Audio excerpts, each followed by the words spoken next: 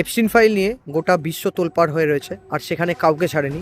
বড় বড় মানে বিলিয়নিয়ার থেকে শুরু করে পলিটিশিয়ান, বিউরোক্র্যাট সবাই ফেঁসেছে।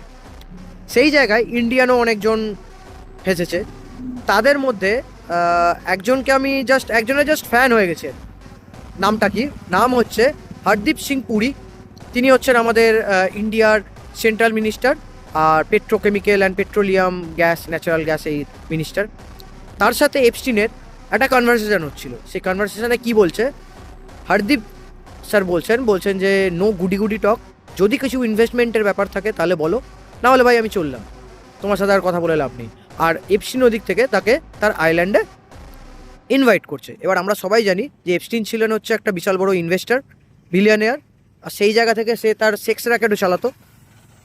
তো এই জন্য আমি জাস্ট ফ্যান হয়ে গেছি।